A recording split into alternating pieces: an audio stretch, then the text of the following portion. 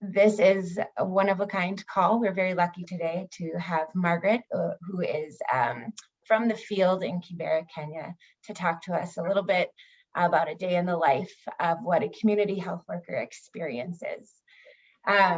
Just some quick housekeeping things. Make sure that you are on mute unless you want to ask a question. Today, Onome and Margaret will speak for about 30 minutes, and then we'll open the floor for questions. Feel free to unmute yourself and ask directly to Margaret or Onome your questions. If you feel more comfortable, feel free to place it in the chat. I will be looking at the chat, and so will my colleague, Emily. So if there are any questions that you don't feel comfortable asking, we can help answer and field those questions for you as well.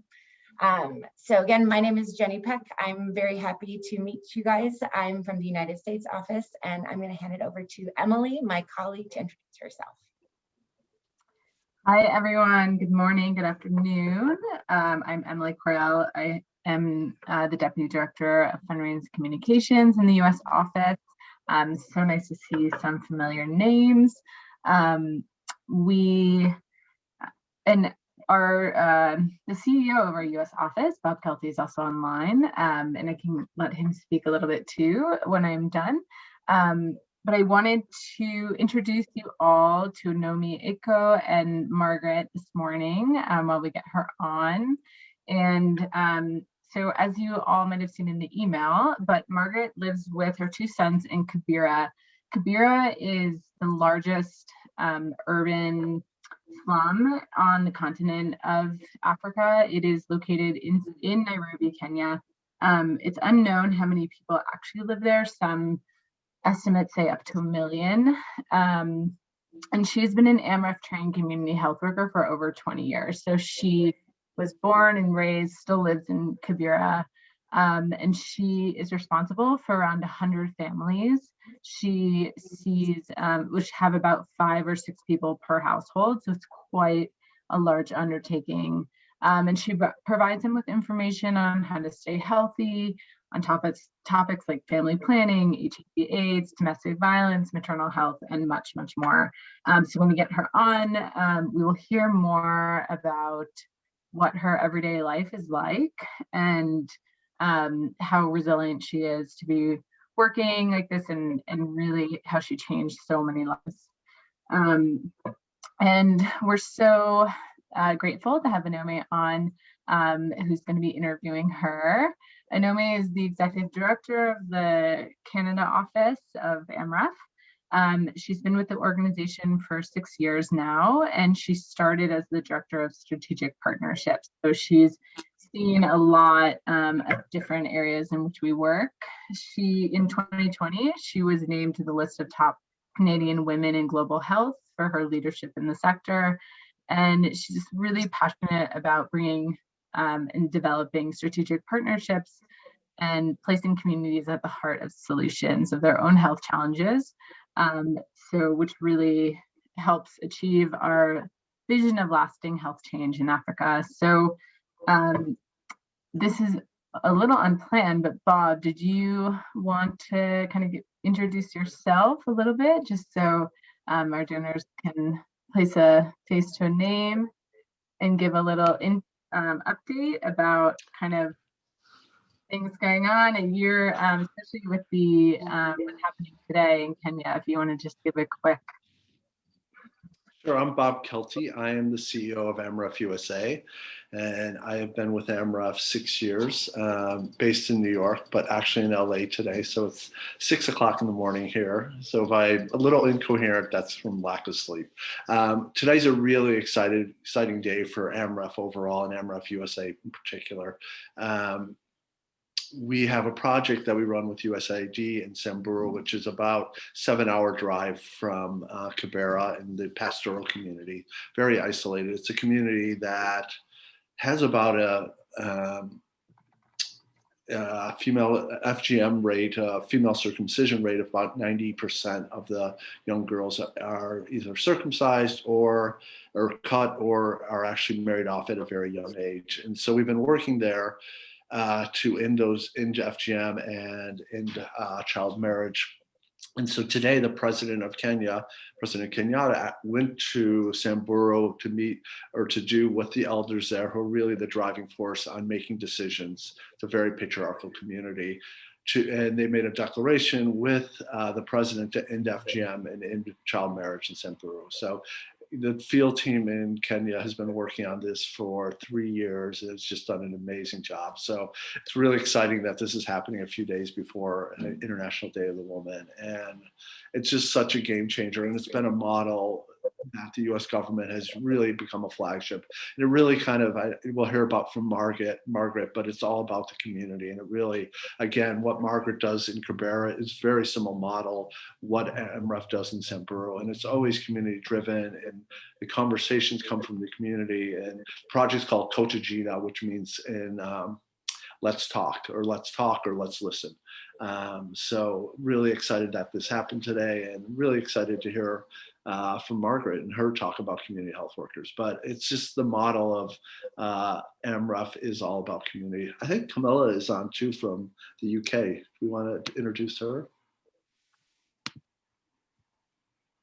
Are you? We have so many people on. I think she is. Camilla, do you want to say something? Maybe I'm wrong. Hi. Hello, everyone. Yes, real pleasure to be here. I think this is maybe our 6th or 7th supporter update. I've chaired a couple, 2, 3 in the past, and wonderful to be here with my colleagues from the US and Canada. Also really excited. I was just looking at the news about the project that Bob was talking about, but also looking at some of the plans that we have on COVID-19 vaccination and supporting that effort in Africa. So again, community health workers are going to play a key role in addressing some of the misinformation, and Amref is going to play a key role in supporting community health workers to do that. So I've just been reading some of our country plans in Ethiopia and Kenya, and really excited about that work that we'll be doing as well. But lovely to see you all.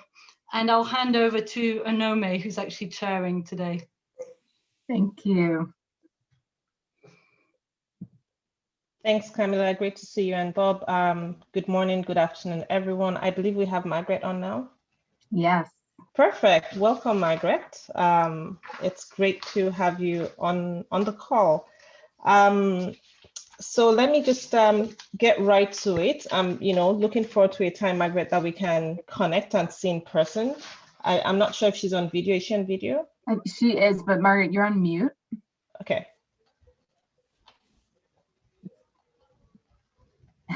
All right, perfect. So welcome, Margaret. I have a couple of questions for you. We know each other quite well.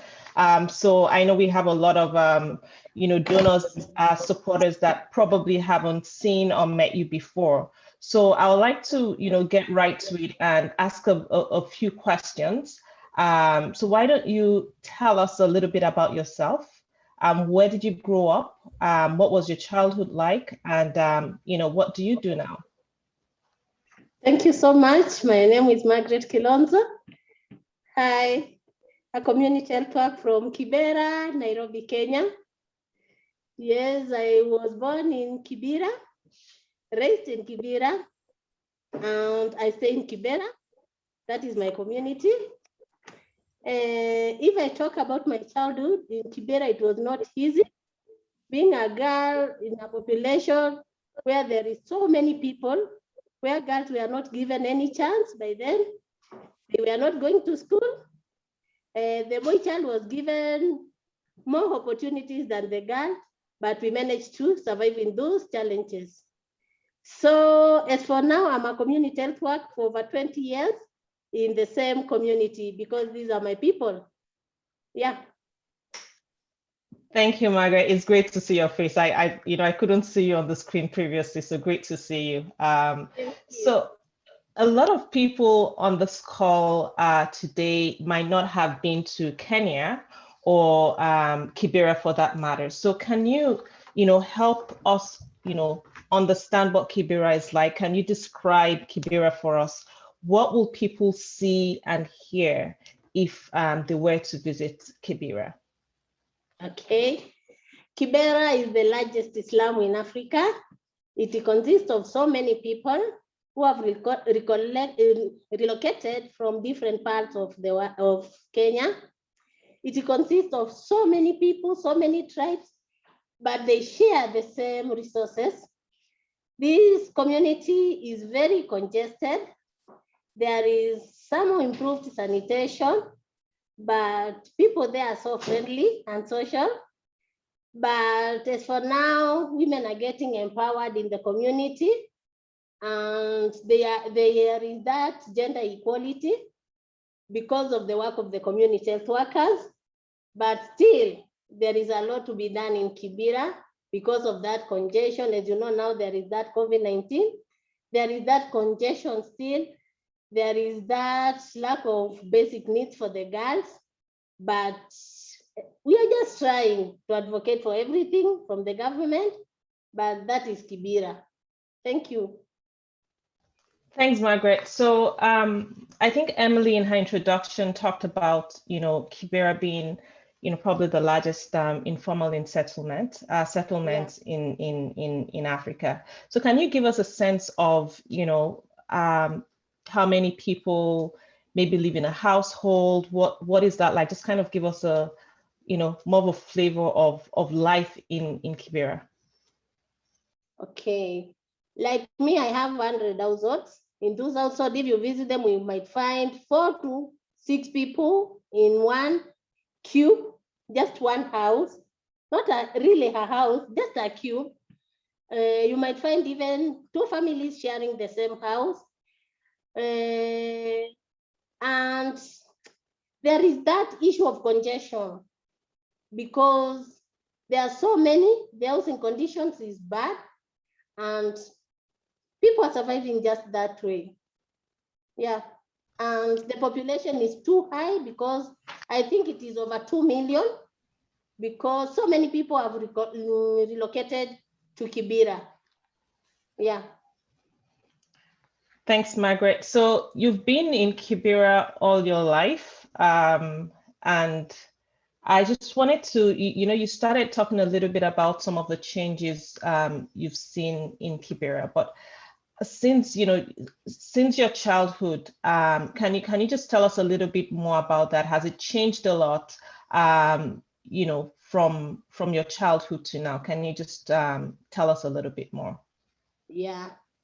Like when I can say about empowerment, there was that inequality in women, but now as you come to Kibera, you'll find that there is that equal opportunities which are given to women and girls.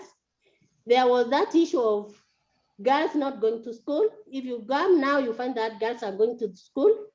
There was that issue of circumcision, but now female circumcision, you can't find it. It's very rare. You find that the ones were very bad, but as for now, they have improved. There are so many clinics, including the one of Amref. So reproductive health for women is catered for. Women are delivering in the hospitals, in the clinic, and community health workers. Before then, there were no community health workers, but now there is those empowered community health workers who go to door to educate and empower these women on issues of family planning and all health issues. And you find that life there, people have changed and they are seeking health services from the right people and from the skilled people. Not as before when people used to go, like women used to go to TBS, traditional birth attendants, to give birth. But now the traditional birth attendants are escorting these women to the clinic to give birth. So if you compare my childhood when there were no even sanitary towels for the girls, and it was very hard to ask for these sanitary towels because addressing issues like those was something you think the culture didn't like. But now the girls are empowered, they can talk about it openly, they can use them, and these are making the girls to go to school because before then they were not going to school because of lack of these sanitary towels. Thank you.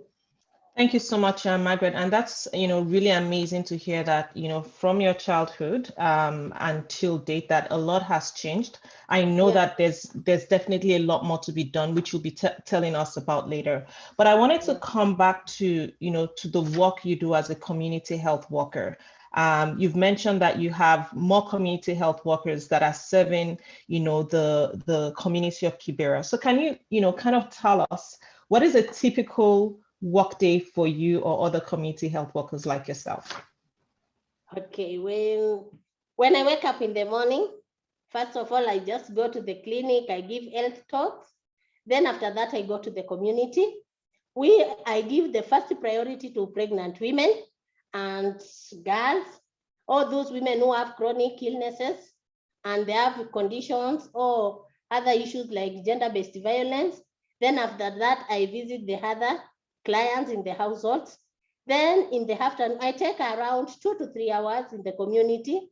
Then after that, I go to my own job, casual jobs, because with community health workers, we are just volunteers. We are not paid anything. So I go to concentrate about my family to see what they will get in the evening. Yeah.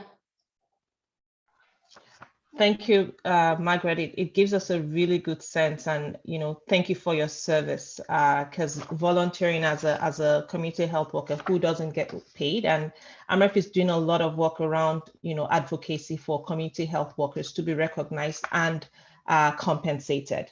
So I want to kind of move the conversation in two parts. One, life before COVID-19. So as we know, the first case of COVID-19 in Kenya was about the 12th of March. So we're about a year to that date. And Kenya, like the rest of the world, has been dealing with COVID-19, with dealing with the virus and finding solutions. So before COVID-19, what was the biggest challenge that you had as a health worker in your community of Kibera? Okay, I can say that it is over expectations from the community. When we visit them, they think we are paid. So there was that issue of over expectancy.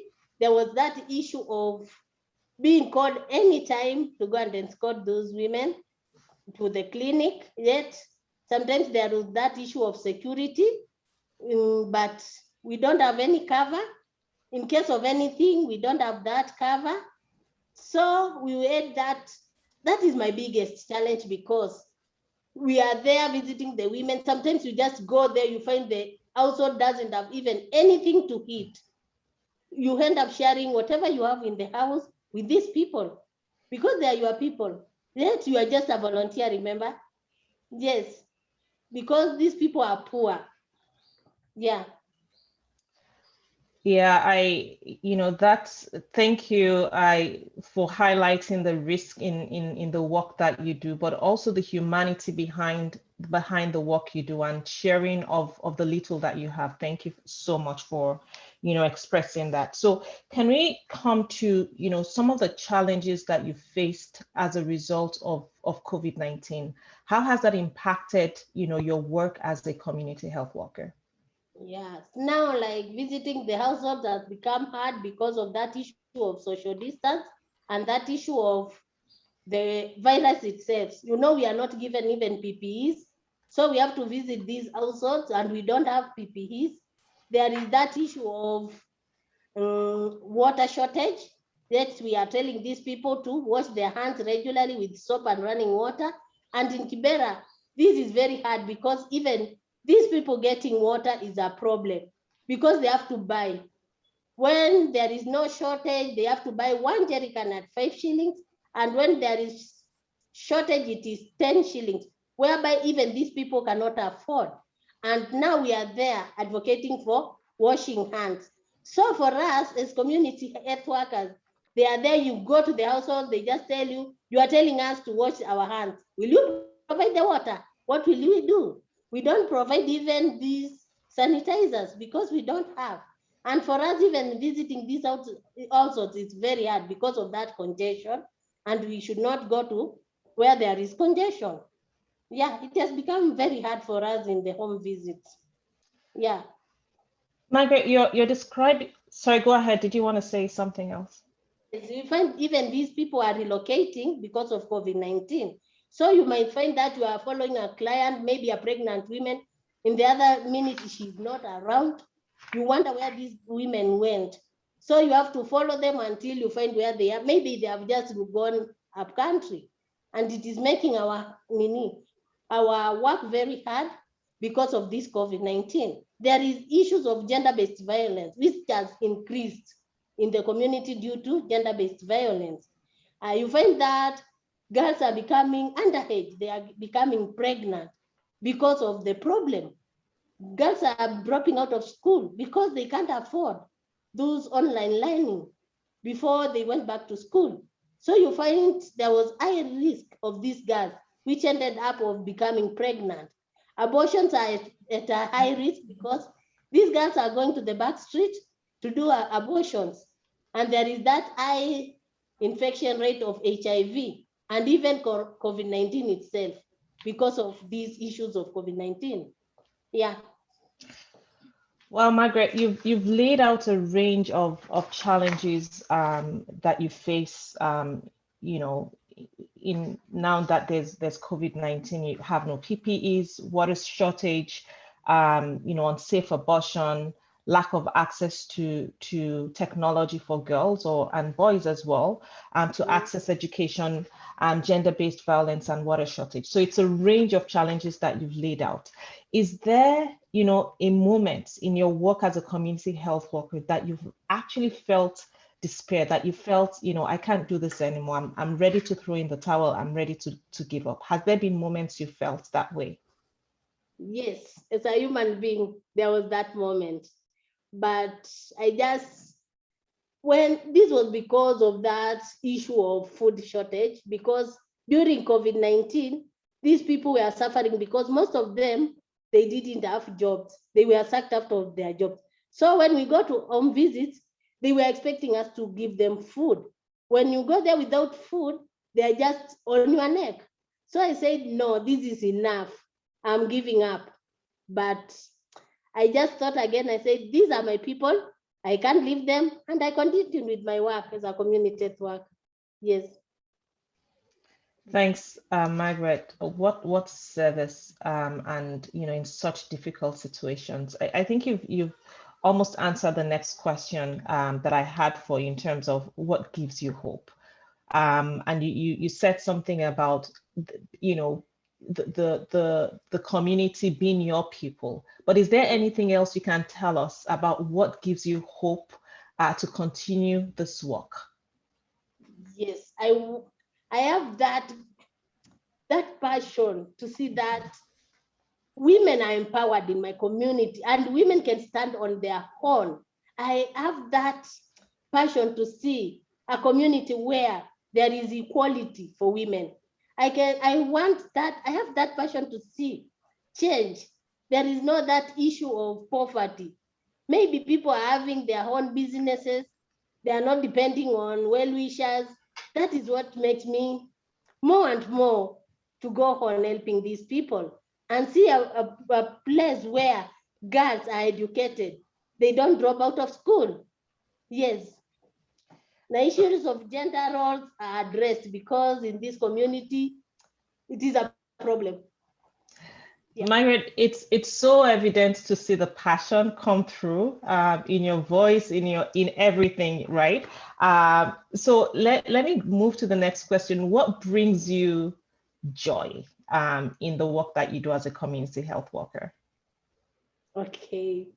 What makes me feel joy is because now if you come to Kibera, you can see that girls are going to school, women are empowered, now they know their rights, because before then women didn't know their rights.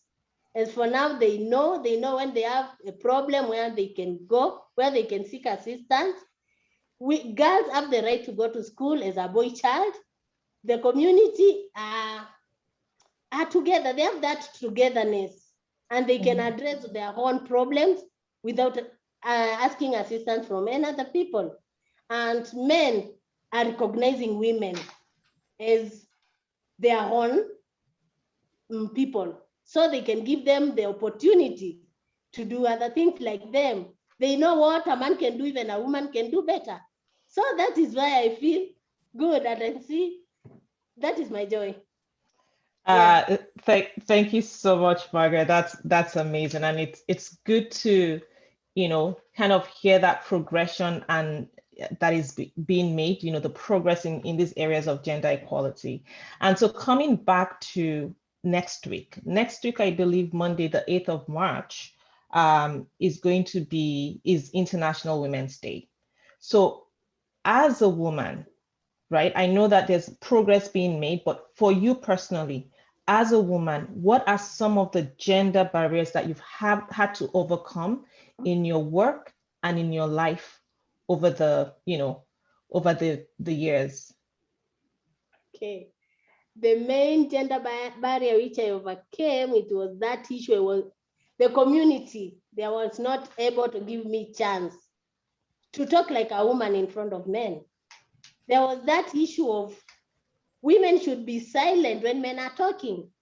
So I had that problem because maybe I want to go and address issues where there is men and women. I'm told, no, you are a woman. You are not supposed to talk in front of men. You should remain in the kitchen. That is where your place is. And that one was a very big problem to me. Yeah. I can see that you haven't stayed silent. You're here, in front of 50 plus people describing your work, and that is amazing.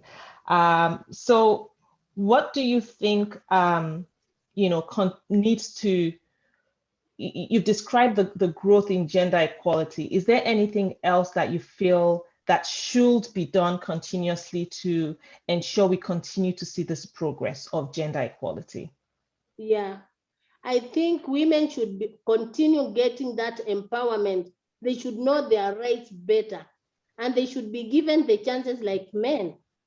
So women everywhere, they should be empowered, I think so. And I think that will bring a lot of change in the community. Yeah. Thank you. And I think Kibera is extremely lucky to have, a woman leader like you. Absolutely. We're lucky to have you here today. So what motivates you to keep, fighting for the issues that you care about? Is there anything else you want to add to what you've already told us today? What else motivates you? Okay. Remember, I was born in that community. I can see how it was in the past. That this one, the generation, the way it is progressing, it is making me that to give me passion to continue with my job, because I can see there is a lot of change. Because let's say, for example, the mortality rate for women is going down, has really reduced because of this empowerment and getting the right information from the right people. And this one motivates me to continue doing my work. When I see that reduction of diseases, infections in the community, people are using the resources the way they are needed, there is those improved sanitation, it makes me continue with my job.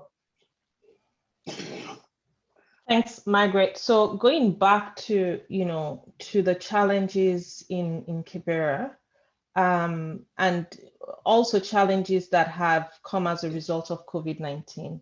What do you think is the most essential or most important health issue that we need to address in your community? I think you should address issues of reproductive health related to COVID-19.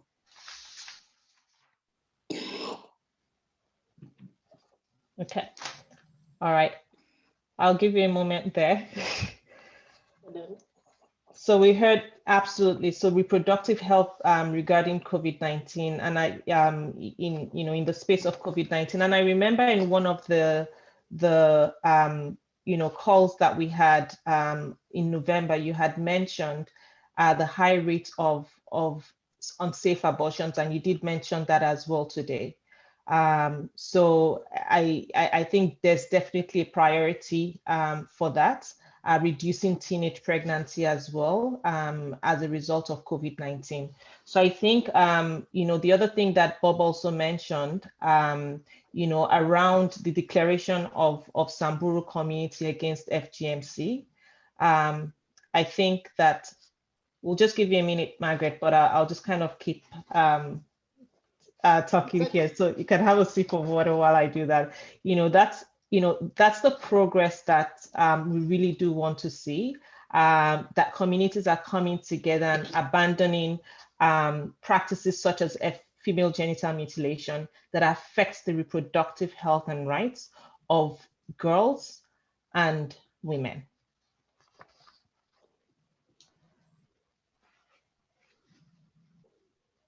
So I guess, Yes.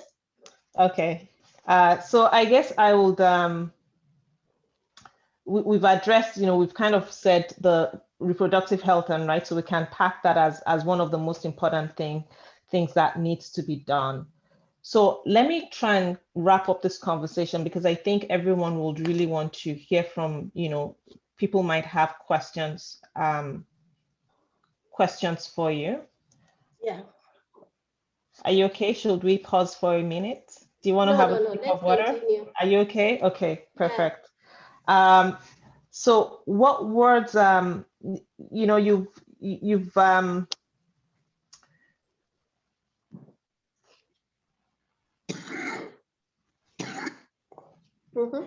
okay. So what are you most proud of doing?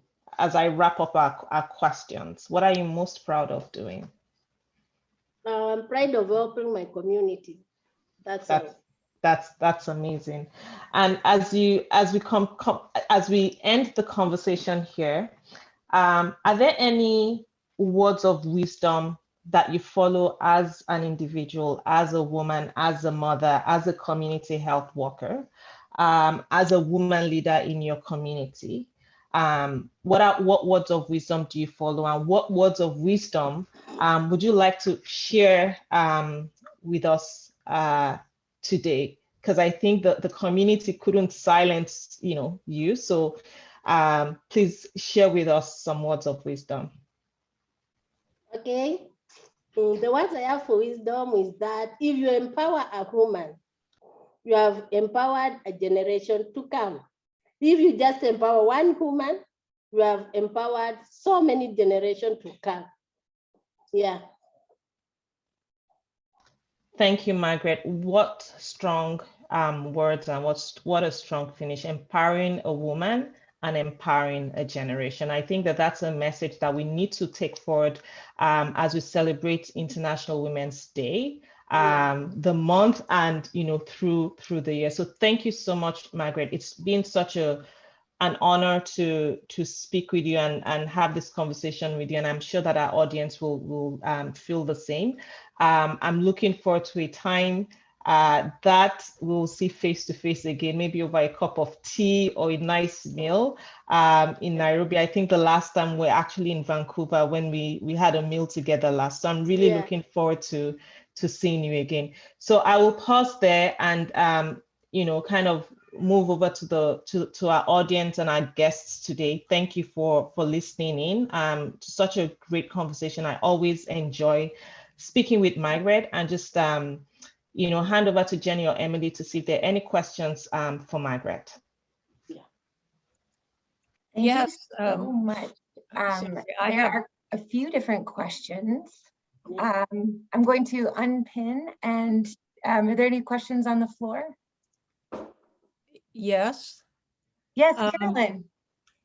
I actually have several, if you'll bear with me. First, I'd be interested in knowing when and why you became a community health worker, Margaret. Yeah.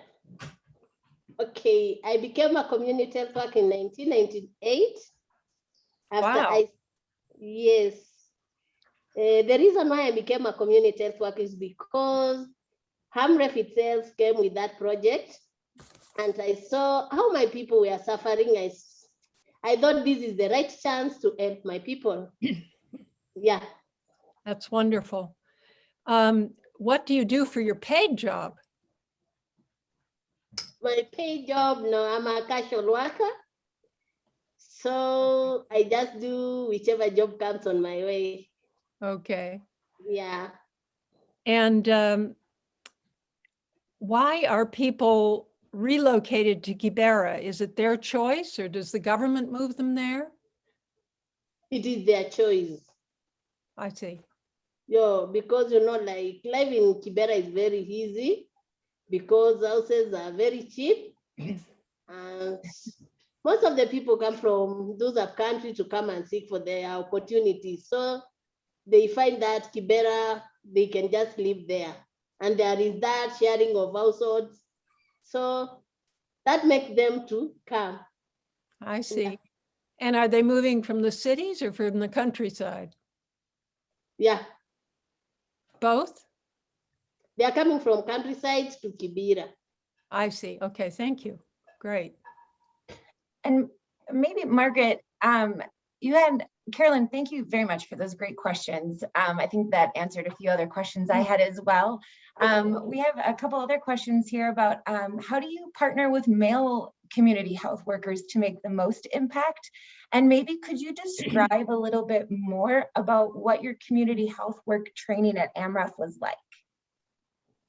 Okay. Male community workers, we interact so much. We address the same issue. They don't have that discrimination. If we got to address issues of women, we are with them there. So there is not that discrimination that you are a woman or a man community health worker. No, we all address the issues the same. It was 1998 when Amref came. Then it started those issues of community health workers.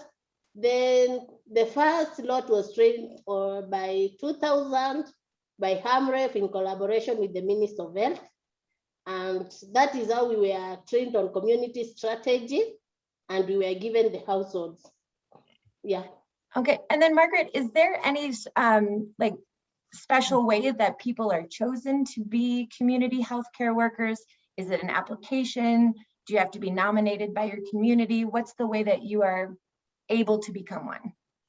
Okay, you are nominated by the community because you should be part of them because you understand their problems. So we were taken to our field, then the administration are there, the community people are there. So you're just brought in front of them. They are asked, do you want this one to become your community health worker? They just agree or disagree. If they agree, you continue. That is how you are chosen. So you must have already made quite an impact on your community to be nominated. That's amazing. Yeah, you should be part of them. You can't become a community health worker when you don't stay in their community because you don't understand them. Yeah, absolutely. Okay, fabulous. And then in terms of your community healthcare training, are you learning in person? Are you learning on a mobile device? How are you gaining the most information from your training? Okay, before then we used to go to classes and be trained on paperwork. But of late, Amref has changed our strategy. They are training us through mobile phones. Now we are empowered through mobile phones, a project called LEAP, but by Amref. Yeah. And can you tell us a little bit about LEAP? Pardon? Can you tell us a little bit about how you use LEAP? Oh, LEAP. LEAP is whereby the information is, it is online training, whereby information is fed on the phone, that it is distributed to our phones. It doesn't matter whether you have a smartphone or the other one. Then you read, whatever you are reading, you take back to the community because it is just like a training. You are trained on all issues depending on the situation. Like latest, we were being trained on COVID-19. Then the information which we are getting, we are going back to the community to empower them. Yeah. Okay. And then we have a question from the audience from Peter. What are the different religions in the area and which religion is the majority? There are so many religions there, but the most one I can say is the Catholics, but there are so many because in Kibera, if you decide to start a church, you are not allowed. So there are so many, but the one which is dominating is the Catholic. Okay. Yeah. And then Rachel, would you like to ask your question? Yeah, hi, Margaret. You mentioned some dangerous traditional practices like FGM and maybe some traditional birth attendants who may not have the information they need. Is there any positive traditional approaches to health that people would traditionally do that you want to encourage? For me, no. What I think is that, like the practice of traditional birth attendants, I can't encourage. In fact, the traditional birth attendants are supposed to escort these women to the clinic. So I don't think whether there is any traditional practice which I can encourage in the community. FGM, no. And then Margaret, is there any positive network that women are doing as part of like the East African culture to support each other? Yes, they have those voluntary, what do we call it? Voluntary, like merry-go-rounds. They have started merry-go-rounds, small groups where they are saving and they're empowering them. They are starting small businesses, which are helping them to cater for their basic needs. Yeah, but small groups. Ideas, income generating activities, they are starting in small groups in Kibera. Those small groups of women come together and form income generating groups. I love that. What an amazing way to support each other economically and socially. Okay. We have another question from Fee. You talk about girls being able to use sanitary pads and talk about menstruation. Has there been work on introducing reusable pads to make it cheaper and to reduce waste? Pardon? Could you repeat the question again? Yes, I will. Pardon. So you were able to, you talked about girls using sanitary pads and about menstruation. Do you, has there been any work about talking about reusable sanitary pads to reduce the amount of waste? There was a time where there were organizations which were bringing those reusable sanitary towels, but most of the time the girls didn't like them because of the issues of hygiene, because these girls with hygiene, there is no water, it became a lot of problem to them. So as for now, they're just using the ones which are not reusable. Yeah. Okay, thanks.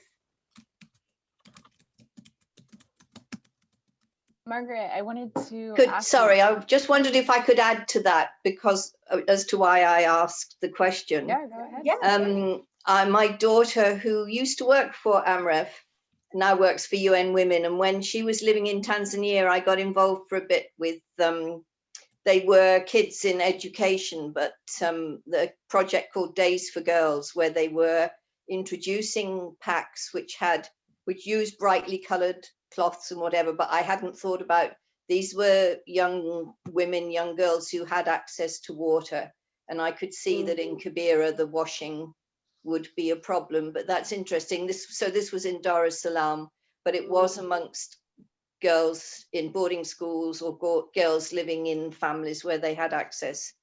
But they were really excited, actually. They thought it was a brilliant idea because it meant that they didn't need to advertise that they were menstruating. There was a lot of taboo there in Dar es Salaam about people even knowing that they were menstruating. So different problems.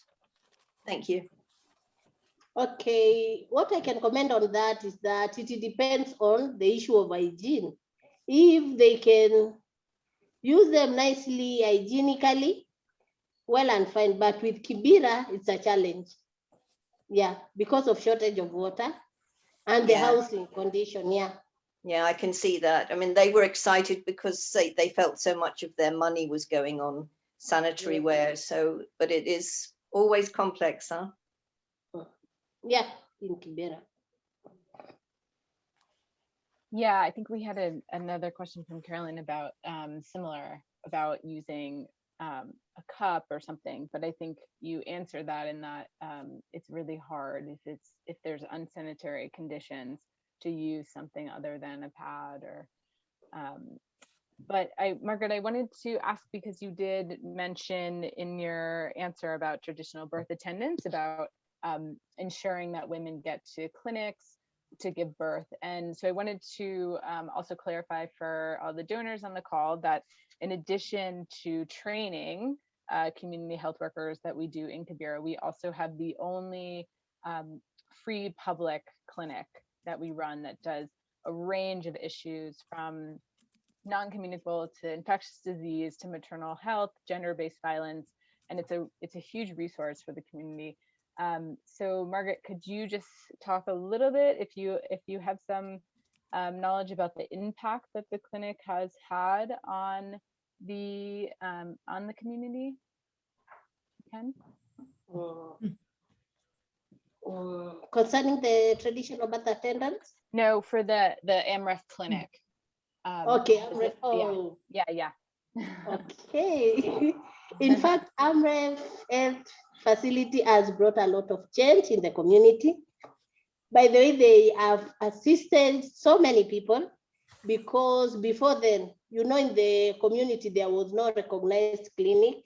There was those chemists, these small clinics, where most of the time they are run by quacks, people who are not trained.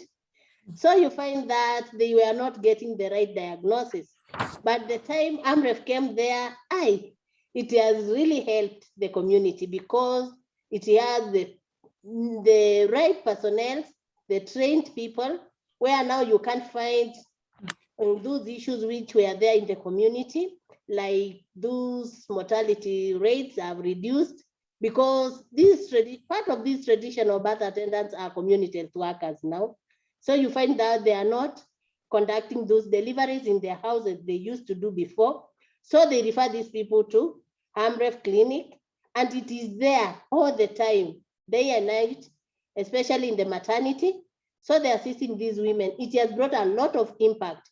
Issues of HIV, they are getting all the drugs there free. All the OPDs are being treated there. They are getting the right diagnosis from these qualified nurses and clinicians.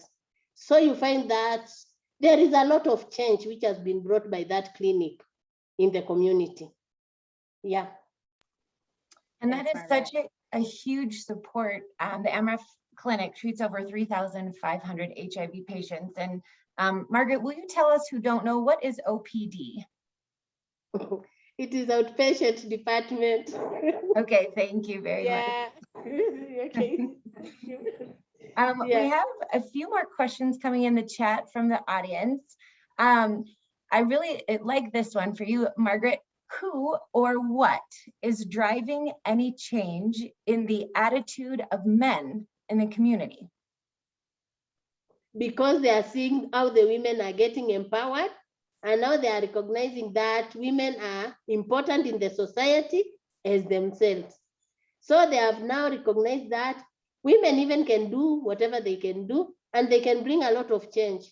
Because if I can talk about, let's say, the single mothers, if you come to the Kibera and look at the single mothers, their children are going to school, they are doing everything for their children, and that is a woman without a husband. So you can see that women can also do anything. So these men have realized that even without men in the households, women can do anything. So that is why they have now recognizing women as part of them.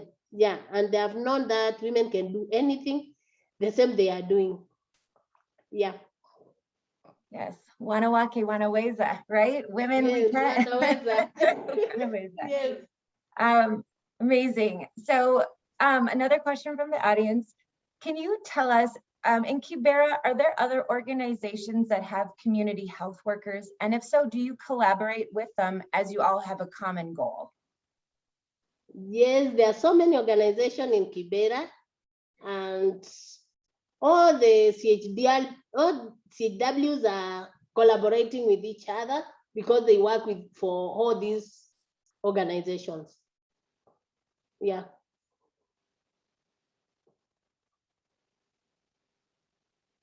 Okay, are there any other questions coming? I have a few more in the chat, but are there any questions that anybody in the audience would like to ask? Julian Bennett here, United Kingdom. One thing about, you mentioned poverty, not poverty so much, hunger. People are hungry.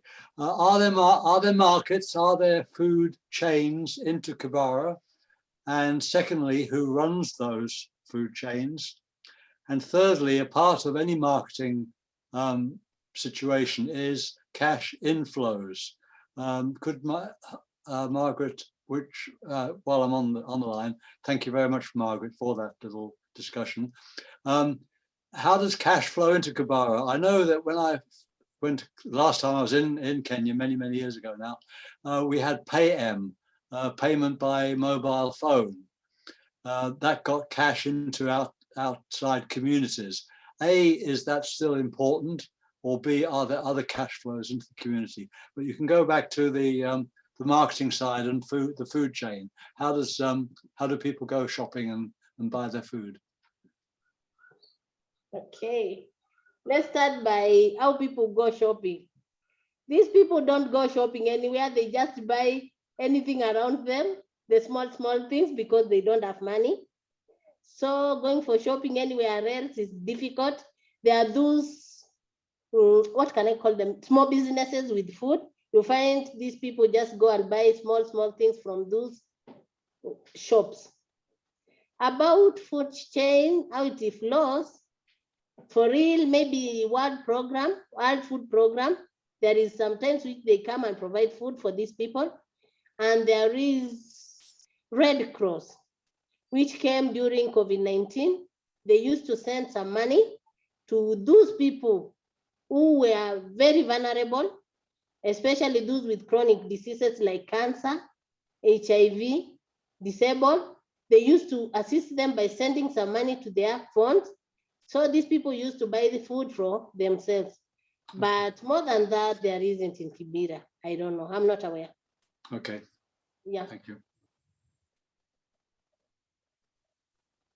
That was a great question, Julia. It really paints a picture of how people. Well, I came from something I've been working on in Nigeria, which is my sort of most recent work in Africa. And we were building or helping a Nigerian company build a quarry, stone quarry for road construction. And as soon as we bought, or they bought the equipment, a crowd of women started organizing a food stall at the entrance to the quarry, which I thought was very, very brave and sensible of them. But any business can only operate if there's cash inflow. And that's what made me think about that.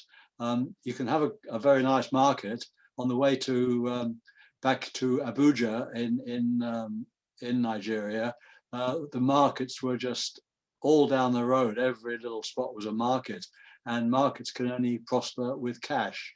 So I was just wondering how that balance, how that equation came together. If there's no cash, it's very hard to run a market, I guess. Very entrepreneurial. Yeah. I did want to add that, Julian, there's M-Pesa, the mobile money. That's still a huge part. I'm sure Margaret can tell. Kenya was the first country I ever saw that. In fact, payment by mobile phone. They are way ahead of many other countries. Yeah, I think, Margaret, right? It's the main source of kind of banking that people do. Yeah. That's why Leap is also very important, and I can see that being almost a spin-off from PayM. Yeah, exactly. 100%. Okay. Any other questions from the audience? I have one left here to ask. Yes, is HIV still a big issue there? What? Is HIV still a big problem? What I can say, it's a problem, but not as big as before Amref came, because in fact, Amref has addressed most of the issues concerning HIV, because if you compare before Amref came and now, there is a lot of change. People are getting empowered about HIV and are taking care of them.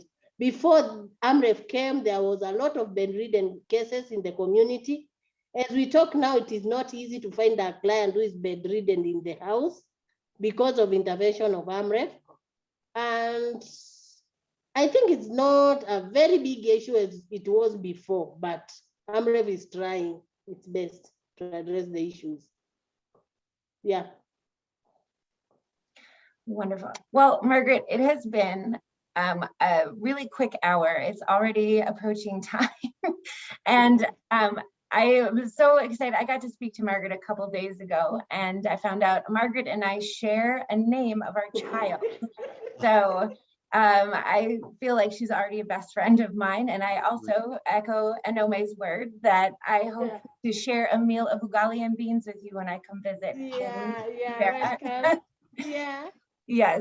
So, Margaret, our last question for you before we all leave is, how do you, what additional support can Amref and our donors do for you? Maybe is there a key area of support that we can support you in? Yes. What I can say, for me, I'm a single mother of two, what I told you before. And issue of joblessness is a big issue for me because you see, I have to address issues of the community. At the same time, I have to balance between my family and the community. Sometimes it becomes so hard. You spend all the time in the community. When you go back in the house, you have nothing for your kid. Yet they think you are coming from job. You know, they don't know. They think mom is coming with something. So if I can get that empowerment, I get something which can change my life, I can, in fact, appreciate. Yeah. Absolutely. Well, as you're changing other people's lives, I absolutely hope community health workers start getting promoted in the employment sector. There is a phenomenal conference that's happening that I hope you guys all have an opportunity to sign up for some sessions. Amref is hosting Monday, Tuesday, and Wednesday. For some of us in the West Coast of the United States, it might be very early. It's posted on the website and on LinkedIn. There's a lot of great sessions out there that will talk about youth empowerment and community health workers and women's and gender barriers. So I highly recommend if you can make a session, everybody does that. Margaret, you have been an ultimate joy and pleasure for us all. And I hope everyone gets to walk away today with a feeling of a little bit more accurate picture of what Kibera is like and what your life is like. Onome, do you have any closing words that you would like to share? Absolutely. Thank you. I just wanted to say thank you to everyone who has taken time away from their mornings to be with us and afternoons to be with us today. Margaret, I know it's 6 p.m. your time, so thank you so much for spending time with us. Asante Sana. I saw someone just put that on the link. But I just, today has been an opportunity for us to share some of the great work that Amref is doing in one of the communities, right, in Kibera. And there's so many more ways for donors and supporters that are on the call today and, your network to be involved with us in many ways to support our organization and community health workers like Margaret today and now into the future. So areas such as, monthly giving, legacy giving, or other types of giving. So I really do encourage you, if you're on the call today and you want to know more about the work that we do, I know that you're already supporters, but please, call your country office, speak to a staff member to hear more about what you can do to continue to support communities like Kibera and community health workers like Margaret. Thank you so much, everyone. Thank you. And I do hope you all have an amazing day ahead. Thank you. Thank you, Margaret. Thank you. Thank you. Thank you, everyone. Thank you, And Margaret. Bye, Margaret. Thank you. Bye. Everyone, thank you, Margaret. Thank you. Welcome.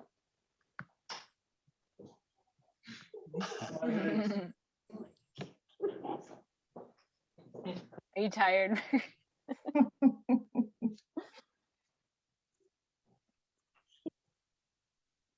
Long day.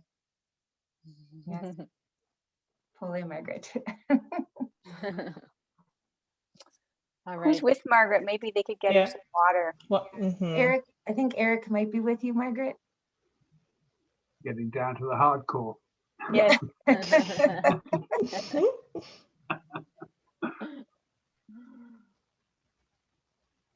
Oh, Well, okay. yeah, I mean, if there's anyone left who has any questions for Amref Feel staff free. or anything, we're more than happy to stay on. Thank you, Margaret, very much. God bless one and all. We've been to Kibera. It's a tough place. Oh, you have? Nice. Wow. Yeah, we were there. Well, we were Charlie, Patrick, and myself. We were there in November 2019. We went round the clinic and we met with the community health workers, and we saw what it's like. That is not easy. It really isn't. No, I was with Jamie and Patrick, and I would second that. But he gave us a great insight, and this afternoon added to it. I agree. Oh, that's awesome that you guys had that opportunity. Extraordinary place. Yeah, it really is. Okay, team, thank you very much. I will Okay, leave you. thank you. Thank you so much for joining Thank us you. today. Bye-bye now. thank you. All right. Well, Miss Margaret, thank you. Asante sana, tunashukuru Mungu. Umefika salama. Asante sana. Are you okay? You're on mute. You are on mute, Margaret.